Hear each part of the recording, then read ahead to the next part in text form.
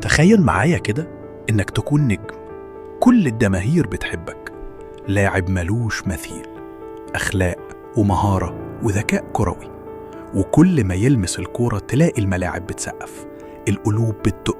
ومع كل ده عمرك ما تاخد جايزة أحسن لاعب في أفريقيا. والله إحنا بنتكلم عن محمد أبو تريكة، أسطورة الأهلي ومصر، اللي رغم تاريخه الكبير وسماته اللي محدش يقدر ينساها اتحرم من الجايزة الأغلى في القارة السمراء. بس ليه؟ ليه الكاف ما ادهاش ليه؟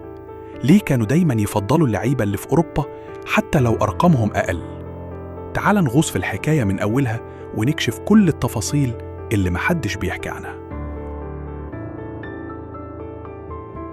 أبو تريكة بدأ في الترسانة ولفت الأنظار بسرعة، لكن لما دخل الأهلي في يناير 2004 الدنيا اتغيرت. النادي بقى عنده لاعب غير طبيعي بيخلق من اللا شيء لحظة سحر. أول ماتش ليه قدام إنبي سجل جول عالمي، ومن هنا بدأت الأسطورة. الراجل بقى قلب الفريق، صانع ألعاب، قائد، ملهم، وأهم حاجة إنه كان بيلعب للكورة مش للشو. كان بيلعب علشان الجماهير، علشان القميص.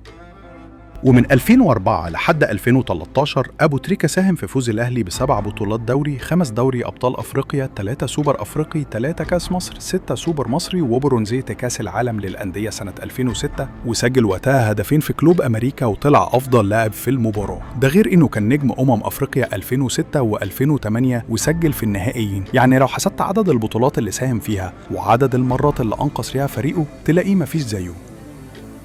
تعال نركز بقى على سنة 2006 اللي كانت المفروض تبقى سنة تتويج أبو تريكة بجايزة أفضل لاعب أفريقي بلا منازع. الأهلي خد دوري أبطال أفريقيا وأبو تريكة سجل في الذهاب والإياب قدام الصفاقسي، منهم الهدف التاريخي في الدقيقة 92 اللي جاب البطولة. ومع المنتخب فاز أفريقيا وسجل جولين وكان نجم البطولة. ولما راح كاس العالم للأندية سجل هدفين وخلى العالم كله يتكلم عنه. طيب الجايزة راحت لمين؟ لصامويل إيتو اللي كان بيلعب مع برشلونة وأرقامه في الموسم ده أضعف من أرقام أبو تريكة.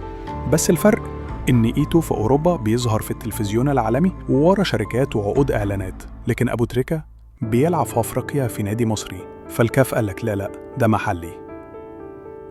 وبرضه في 2008 أبو تريكة خلص على الكاميرون في نهائي الأمم بهدف ذهبي، وجاب للأهلي البطولة الأفريقية للمرة الرابعة وسجل أهداف حاسمة في كل بطولة شارك فيها. لكن تاني الجايزة راحت لمحترف تاني في أوروبا. الكاف كان دايما بيشوف اللعيب اللي عنده ماركتينج مش اللي عنده أرقام وأداء، وده خلى ناس كتير تقول إن أبو تريكة اتظلم ظلم كبير. الظلم ده مش بس من الكاف لكن كمان من الإعلام اللي كان مركز على أوروبا وسايب اللعب المحلي رغم إنه بيكسر الدنيا.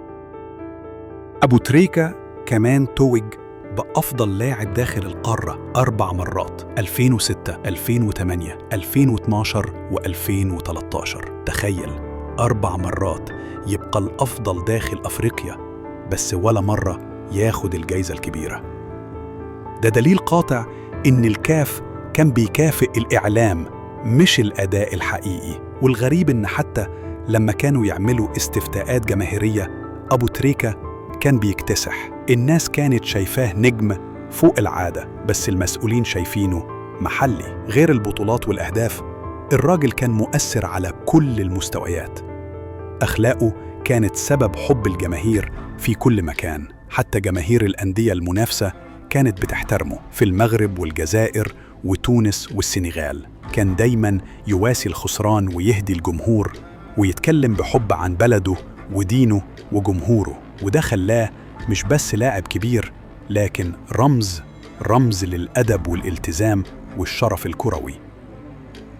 سنة 2012 بعد أحداث بورسعيد قرر يعتزل دولياً ورفض يلعب السوبر، وقف مع الحق، وده زود حب الناس ليه أكتر، وقالوا عليه ضمير الكرة المصرية. وساعتها كل الناس قالت ده مش بس نجم، ده أسطورة من نوع نادر. بس تفتكر هو زعل إنه ما خدش الجايزة؟ عمره ما اشتكى ولا خرج يصرخ في الإعلام ولا قال أنا استحق، لأ، كان دايماً بيقول حب الناس هو أكبر جايزة. وفعلاً أبو تريكة أخد الجايزة اللي مش بتتباع، جايزة القلوب. وبعد ما اعتزل فضلت الجماهير تفتكره كأنه لسه بيلعب. وكل ما الأهلي يضيق الناس تقول يا ريت أبو تريكة كان موجود، وكل ما منتخب مصر يتزنق يقولوا كان زمانها خلصت برجله. ده اللاعب الوحيد اللي حتى خصومه بيحبوه واللي العالم كله احترمه رغم إنه ما لعبش في أوروبا. وده في حد ذاته درس كبير، إنك ممكن تكون نجم حقيقي من غير ما تسافر، من غير ما تشتري إعلام، من غير ما تبيع نفسك للدعاية، بس بموهبتك وأخلاقك بس. وفي الآخر الجوائز بتتوزع، بس القيمة ما بتوزعش، القيمة بتتصنع.